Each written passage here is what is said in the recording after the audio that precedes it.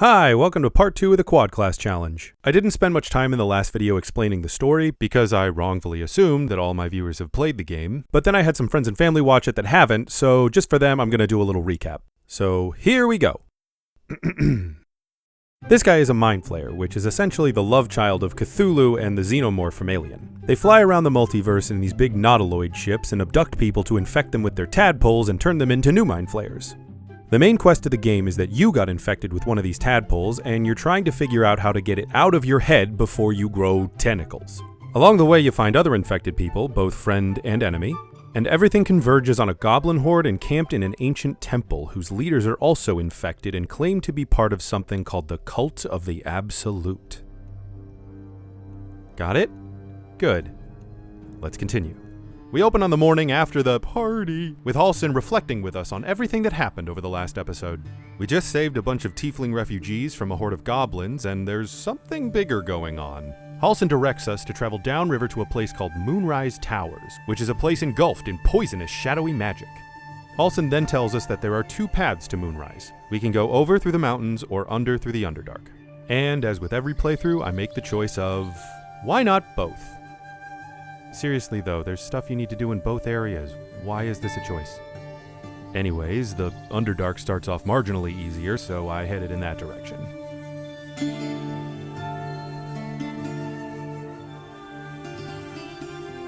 Welcome to the Underdark. We got rocks, we got big floating eyeballs, we got exploding mushrooms, we got talking shrooms, we got talking fish, we got Bernard, we got Bumpo! Anyways, yes, the talking shrooms. They gave me some hallucinations of people they wanted me to kill for them, so I did.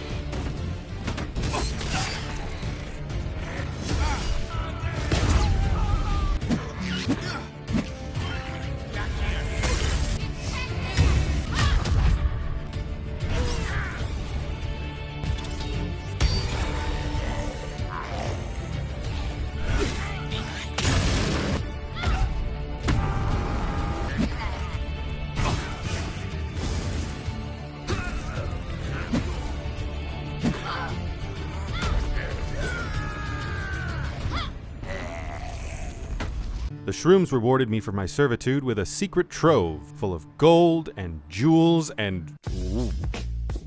Oh, wait, this is just forging instructions. Bummer. Speaking of which, I found a blueprint earlier for a weapon that's forged with bark from this tree. So I did that too. Nearby the shrooms was a guy named Blurg. He traded me a ton of magic items and then introduced me to his friend. Actually, it turns out that this Mind Flayer is peaceful and offered to help us cure ourselves. I would require a fresh tongue of madness and Timisk spores. Oh, geez, where could those be? The Underdark, of course. Thank you, Blurg. Actually, they did direct me towards a tower on the opposite side of the map, so I took my time getting there. Running around the Underdark and getting into a lot of fights was a great opportunity to try out some party dynamics and some buff combos. I also took this run as an opportunity to try out the alchemy feature that I've never once used in the 800 plus hours I've played this game. But eventually, I made my way to the tower. Alrighty, let's see if we can find these mushrooms. Whoa! Holy shit, everybody back away slowly. Thank God for these anti-magic flowers. Wait, so powering up the tower turns the defenses off? Oh, here they are. I brought the ingredients back to, Steve here, and it didn't work. What the hell, Steve? Well, at least he apologized, but I'm still stuck with this thing in my head. Moving on. The talking shrooms gave me more hallucinations and another murder mission across the lake. My target? This guy, Nier, a member of the Cult of the Absolute. There was also a gnome nearby who told me that Nier and the crew I had killed earlier had enslaved her entire clan. Clearly this guy had to go. So I hopped on a boat and sailed into the unknown. We floated into these ancient ruins, where I was met with a welcoming party of sorts. One of them told me where I could find my target, trapped behind a cave-in. Great. I decided to do some exploring before getting to work, and I learned a little bit about who these ruins belonged to. Dark Justicia uniforms. These were Shah worshippers, the same as me. Shadowheart is a disciple of Shar, the goddess of darkness and loss. Shar stands in contrast to her sister Selûne, the goddess of the moon, and members of her order train as assassins and thieves. Shadowheart has been with the Order of Shar for as long as she can remember, which isn't saying much considering her memories are wiped every time she goes out on a mission. She reveres the Lady of Darkness with all her heart and hates Selûne and everything the moon goddess stands for. Oh, and remember that sick-looking D20? Turns out it's a powerful artifact that Shadowheart was sent to steal from the Githyanki, who we'll get to later. While she was on this mission, she got caught by the Mind Flayers and infected with a tadpole, and that's where we found her. She agreed to travel with us on her way home to the city of Baldur's Gate, and oh yeah, she and Jerry are hooking up. Now back to the action. So anyways, these ruins belong to an ancient civilization of Shar worshippers, the details of which we got from this guy here. An ancient city, hewn from the stone by disciples of Shah, later abandoned. Untold centuries later, a new tribe revives it. Fresh walls, fresh sculptures, until a great hell beast charges through, toppling the walls and crushing the people. Gee, I wonder if this will come up later. I talked to these ox-looking animals called Rothe, who told us that the later group was led by a warrior named Ketheric Thorn. Mighty elf, cloaked in darkness. 10 masters ago, and 10 more. But I remember. Gee, I wonder if this will come up later. Anyway, to thank the Rothe for their info, I went to save their friends, who were being whipped into submission by this asshole, and were really excited about pummeling him to death.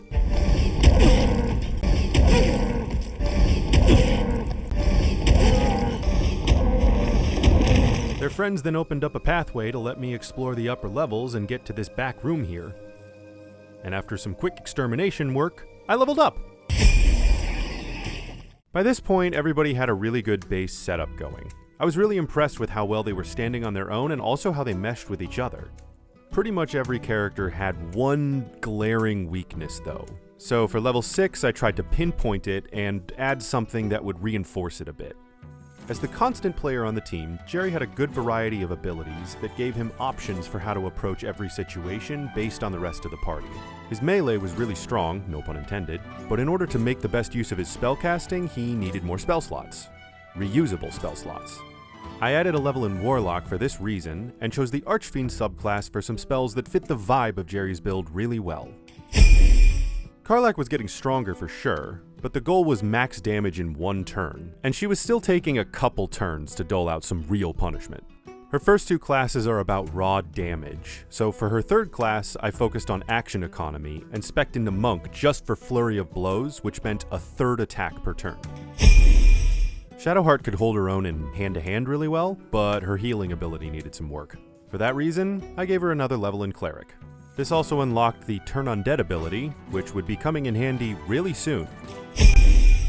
Will had a fantastic support first, shoot second setup going. His biggest problem was his low AC and constantly failing concentration saves. So for Charisma class number 3, I went with the armor proficiencies from Paladin. Now that Will could wear medium armor, he could wear these boots, which gave him a bonus to concentration, and from there his whole setup got a pretty massive overhaul. Astarion's build was simple, straightforward, and effective. I added Ranger and kept it that way. Enough said. Lae'zel, like Jerry, had a good melee skill set going, but also like Jerry, she could do with a few more spell slots. So I added a player to the band and made her a bard. Half the value in leveling Gale up was just leveling up his spellcasting, and since I could add any scrolls I wanted to his spellbook, it didn't even really matter that he didn't have a class above level 2 yet. His class abilities were still pretty weak though, so I boosted his druid level up one, just to get a little bit more temp HP out of Symbiotic Entity. I rewarded everyone for their hard work with a long rest, and had a chat with Astarion about his family life. Astarion is a vampire. Well, actually, a vampire spawn. All the drawbacks of being a vampire, like being burned by the sun, without any of the cool powers, and also under the complete control of the vampire who turned him, a noble in Baldur's Gate by the name of Cazador. I became his spawn, and he became my tormentor.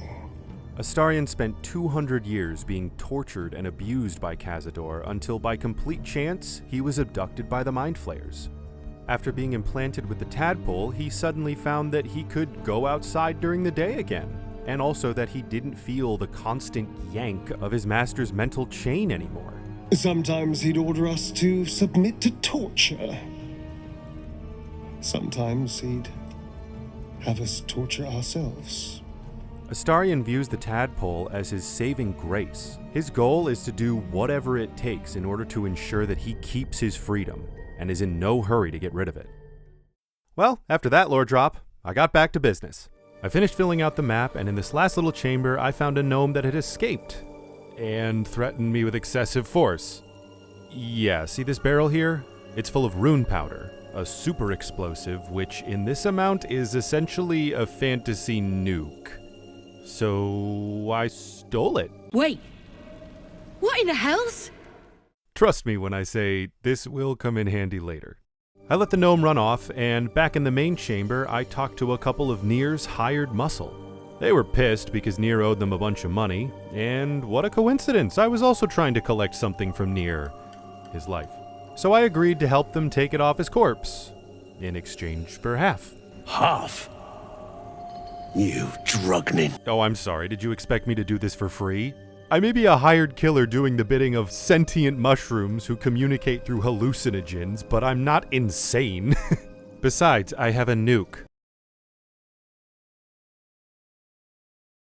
Fine. And just like that, we came to an agreement. So after blacking out the security camera, I finally set poor Nir free. Nir thanked me for my heroic rescue by killing somebody. Which, of course, I was super not okay with, because who would do that? So we all ganged up on him and kicked his ass. Heretics. Let Nir be your end.